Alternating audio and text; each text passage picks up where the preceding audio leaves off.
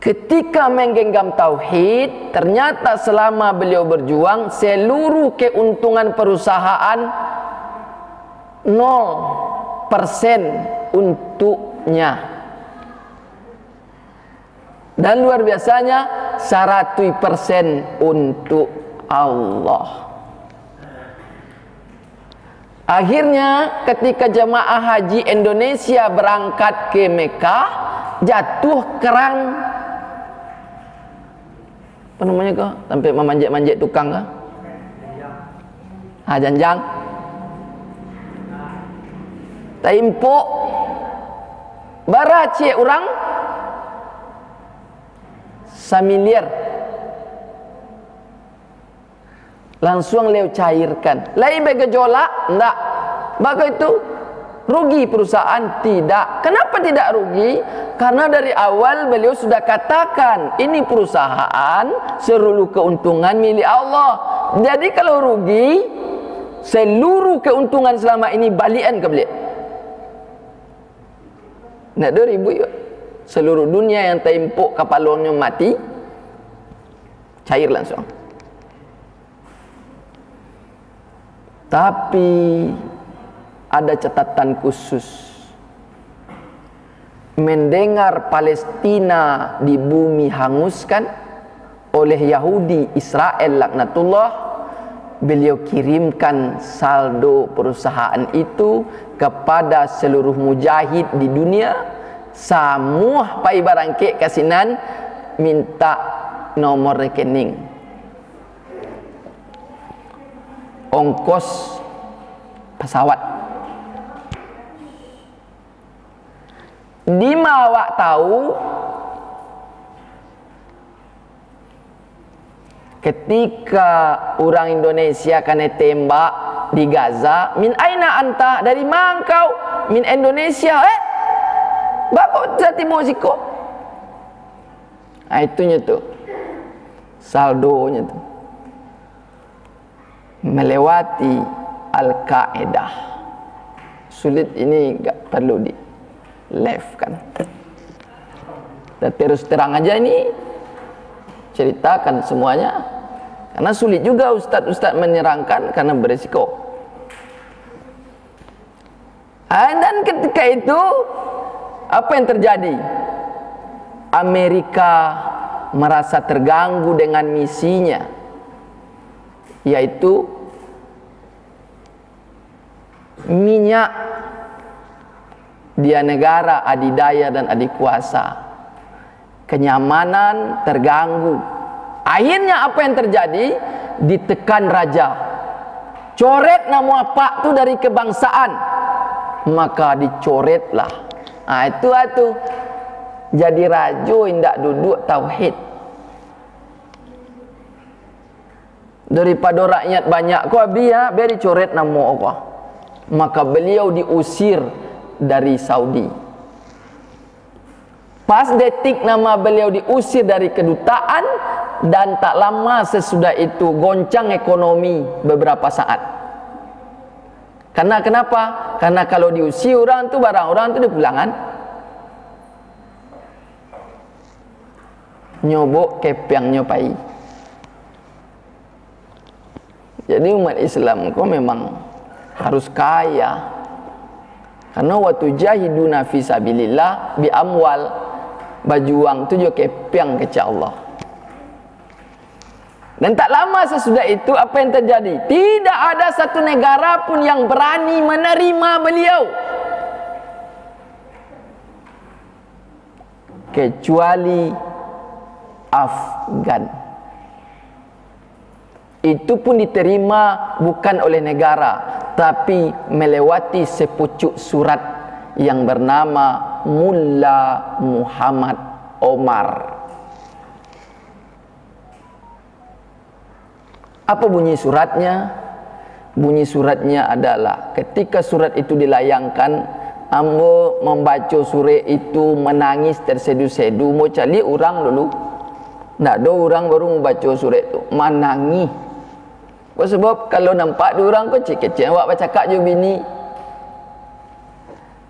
Surat itu berbunyi, Kalau basuh awaknya, aku keluarkan istri-istri dan ibu kandungku dari rumahku asal engkau mau datang ke Afgan.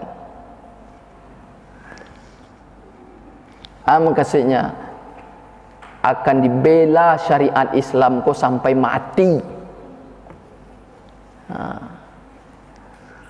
Dan surat itulah yang menghantarkan beliau terbang ke Afgan. Bersama siapa? Mullah Muhammad Omar.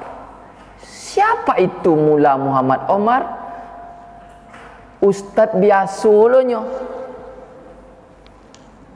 tapi duduk tauhidnya untuk membela kalimat la ilaha illallah, tidak tega melihat negara dikuasai Amerika dan NATO serta negara-negara sekutunya. Apa yang terjadi setelah itu? Nyo turui surau-surau tampik mengaji-ngaji kau. Siko kau ada taklim kau kini kau. Tiba lu leu di siko nyo bisian ke jemaah nan sungguh-sungguh, nyo calik jemaah nan sungguh.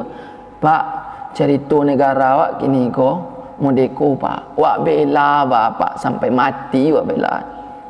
Jadi cerita lu ke siko. Jadi lah, kau cek surau baru. Sudah itu pelo ke surau sabalah. Baca cerita kau umat wanita-wanita wak dihancurkan oleh orang-orang Eropa yang datang, minyak awak dilarikannya, awak bela pak. Jadi cerita lo ke surau di ujung, sehingga lo cak seluruh surau lo datangi, lo ajak berjanji untuk apa? Bertemu di hutan yang lah disepakati jam tengah malam. Untuk apa? Sejak kita bertemu itu kita mati, saya berhenti deh. Diwakafkan harta dan nyawa. Rupanya di antara nan banyak nan berturut-turut tadi parampik nan tibun.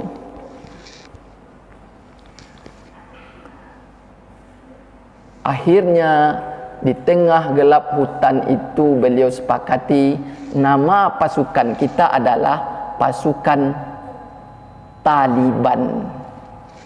Ternyata Ustaz ceritakan sebab ada Ustaz sendiri pun tak kenal lo ceritanya, pak sejarah. Dan pada akhirnya pun yang terjadi sejak hari itu perlawanan kepada Eropa yang membumi hanguskan Afgan menjadi-jadi. Dan pada akhirnya membuat panik Presiden Amerika George Bush. Saking paniknya mereka harus menghancurkan WTC 11 Maret 2001. Maksudnya adalah agar pas dihancurkan tu dikaluan sekali merek teroris. Sebelum itu lunado kalimat teroris lain. Tu kali pertama dikaluakan. Sesudah dikeluarkan, disebarkan melalui media sosial, menyerang seluruh dunia media sosial, kemudian kecik awak yolo. Untuk aku nonyo, untuk membunuh dua tokoh yang bersejarah dalam perkembangan Islam di akhir zaman, yaitu Osama bin Laden dan Mullah Muhammad Omar. Tak lama sesudah itu penyerangan demi penyerangan terjadi. Lihat berita di TV One, katanya mengatakan bahwa Amerika sudah triliunan dolar habis dana untuk menghancurkan dua kepala manusia yang kokoh tauhidnya kepada Allah. Akhirnya apa yang terjadi? Pas pergantian presiden yang sekarang dijabat oleh orang Piaman, namanya Joe Biden. Kecik Joe Biden, nanlah kita cari ke dak dolai lah mati. Jadi dana banyak bana habis. maka silakan negara Afgan berdiri sendiri. Tu cerita di TV tu. Awak lah tahu mah. Bakso minyak nak keluar di sini lagi. Lah tekor takkan mengalir. Akhirnya menyerah tanpa syarat sambil membana. Jangan digaduh warga kami balik ke Amerika nak. Cuma yang bakalan tong di pesawat tu ustaz, nyo bertanya ke ustaz lo. Kambo bertanya. Neng bertanya ustaz lo. Abah kot bakalan tong di pesawat dia takui. Itu nenlah pernah bekerja sama membantai kalimat tauhid. Takuinyo balik balasan ko. Hukum mati tabayang sadang kalai gani sajalah tabang. Boleh awak mangko pesawat panu nak do tampil le di manyo bagantung di kapak-kapak. Sadang di dalam pesawat apa sobok je ndak bawa oksigen. Boleh di luar. Agare mati. Siap tu neng ketakutan hari ini mereka adalah antek kafir yang melawan kalimat tauhid. Dan pada akhirnya hari ini gejolak semakin besar. Gejolak yang paling barik kegamangan Yahudi Israel dan seluruh negara-negara yang selama ini membumi hanguskan kalimat la ilaha illallah. Dan siapa yang memimpin hari ini? Mullah Muhammad Omar. Tidak, beliau sudah dibunuh, beliau sudah dibantai. Siapa yang mendampingi hari ini, memimpin hari ini? Wakil beliau, Gani Baradar. Ketika dalam rimbo dulu barampe orang nyo wakil. Apa pesannya? Sami'na wa ata'na. Asal duduk tauhid, buahnya adalah patuh dan taat. Dima pak tu 20 tahun dalam penjara luar negeri. Tanggal hari Minggu patang nyo balik pulang, dilapihkan. Pas nyo balik langsung duduk di kursi presiden Afgan yang lah kabur presidennya. Lalu beliau bacakan surat tadi. Idza jaa an-nasrullahi wal fath. Apabila pertolongan Allah dan kemenangan sudah datang. Wa ra'aitan nasa yadkhuluna fi dinillahi afwaja. Kini ko ambo menjalan kamari ambo putar berita-berita terbaru menyanti bosiko. Kadang menangi. Kenapa? Haru. Sebab dulu perjuangannya awak iriangkan, guru-guru awak ke situnya. Amo tanya ke guru-guru ko, guru lai pernah bersobok jo Osama tu guru, satu kemah jo ambo kecil. Tu sifatnya lembut. Kok takui orang deh kepeng untuk Allah sado Tu mangkok takui orang ninyo. Tu dia awak di orang kayu di kampung awak kau badak takui orang ninyo. Dek kepeng untuk inyo senyo. Tetangganya nak mati dah nak makan. Naninya kanyang. Bagi tu. Mau mencari apa-apa ni kayu-kayu gadang tu di samping rumahnya gubuk tu manyangka nak kalang bedu. Cuma dia dak awak presiden dak bisa lo dibongkar rumahnya. Angin awak mencari tetangganya tak makan, nen gedung mewahnya tinggi. Kalau nak percaya sekali-sekali jalan-jalan ke sudut Kali Ciliwung. Di sampingnya kemewahan. Ada sudut kok, sudut ya. Di sudut pondasi ke tikus dah manci, kadang-kadang bati. Coba. Begitu dahsyatnya syariat Islam dengan tauhid bisa mengukuhkan keselamatan perjalanan dunia dan akhirat. Akhirnya ketika beliau bacakan ayat An-Nasru di atas meja kepresidenan, dinyatakan bahwa pemerintahan imarah Islam kembali didirikan. Nah, dulu Nabi awak kok kan adalah peringatan tahun baru Hijriah petang anak. Dia Ustaz apa petang? YouTube-nya nampak? Tahun baru Hijriah. Ustaz Megus Nasir. Itu kawan-kawan awak sadonyo di masjid sedang memperingati tahun baru Hijriah.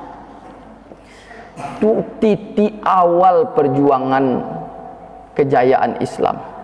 Sebelumnya Nabi kita ditekan di Mekah. Tekanan demi tekanan membuat beliau malam itu sepakat akan dibunuh. Sejak beliau hijrah ke Madinah, imarah Islam itu didirikan. Beliau langsung jadi presiden. Tak lama sesudah itu, kemenangan demi kemenangan terjadi di mana-mana. Sampai akhirnya turunlah ayat ini. Apa kisah ayat ini? Idza jaa nasrullah, kisah Fathul Mekah. Atau kisah Fathul Mekah, pembebasan kota Mekah dari 360 patung-patung di samping-samping Ka'bah. Tuhan ko lai Allah juga. Tapi adalah Tuhan di samping tu. Aitunan la syarikalah. Mangko syahadat awak tu asyhadu an la ilaha illallah wahdahu la syarikalah. Di samping Ka'bah tu ketika Fathul Mekah ayat ke turun, Tuhan orang lain Allah juga. Tapi di samping Ka'bah tu berserak patung. Sama lo jawab kini. Dan Tuhan awak lain juga Allah. Cuma kalau lah tinggal kali baru bek ke rumah sakit indak juga. Kamau lai. Kadukun. Itu nindak duduk tauhid. Orang Minang tu kelebihannya nyo gadang di surau. Tauhidnya padek. Jadi kalau merantau nyo ke Jakarta, atau Tanah Abang tu nyo saya punya tu nya. Cuma kini lah tagak bendera putih di Tanah Abang. Dek corona. Nak taluk dah dah kecilnya. Bendera putih konya tagak ni muka kadai. Dicalik orang Minang sesadua. Dulu di sudutnya mengalir kaki limonya. Tapi bah kok bisuknya punya gedung tu. Dek tauhidnya dari kampung Padek. Lalu ketika Nabi awak hijrah mendirikan pemerintahan Islam, kemudian menyelamat Fathul Mekah, membebaskan kota Mekah, maka turunlah ayat kok berbondong-bondong orang masuk agama Allah, bertasbih dan memuji Allah, minta ampun atas segala dosa-dosa yang telah lalu. Innahu kana tawwaba. Allah berjanji akan menerima taubat kita. Dan kemenangan demi kemenangan terjadi. Hanya bara 23 tahun. Dilanjutkan Abu Bakar Siddiq, dilanjutkan Umar bin Khattab, dilanjutkan Utsman bin Affan, dilanjutkan Ali bin Abi Thalib, dilanjutkan dan dilanjutkan. Berakhir tahun 1920 sampai di Turki. Sejak di bumi hanguskan oleh seorang Yahudi yang didesain jadi panglima perang, Mustafa Kemal Atatürk, yang kuburannya sampai kini mengeluarkan baun busuk yang busuknya laki ke badan. Dihancurkannya imarah Islam. Habis sejak itu sampai kini umat Islam di seluruh dunia tak kayam kehilangan induk. Indak jaleh sia komandan